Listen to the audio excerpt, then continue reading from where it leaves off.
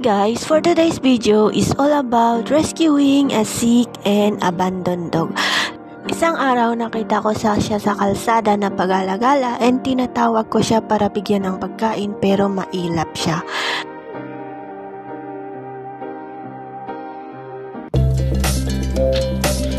Happy! Pwedeng mag-iyo.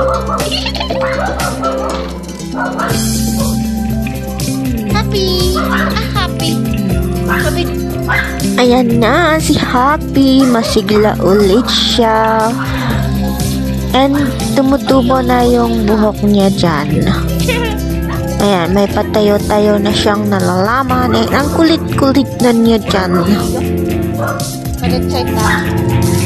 Ayun, may buhok na siya guys. Tingnan niyo naman yung pagbabago ni Happy. And yung isang white na yan, pinangalanan ko namang Whitey. Yan yung unang ampon na umuwi dito sa bahay. Umuwi din siya, di ko alam kung saan siya galing. Bigla lang din siyang umuwi dito sa bahay. So, inampon ko na rin siya. Ayan. So, ayan, si ampon number 1 na si Whitey at si ampon number 2 na si Happy. So, hanggang dito na lang guys. And thank you so much for watching. And laro ng laro sila dyan. Kapag tinali ko sila, ganyan yung ginagawa nila.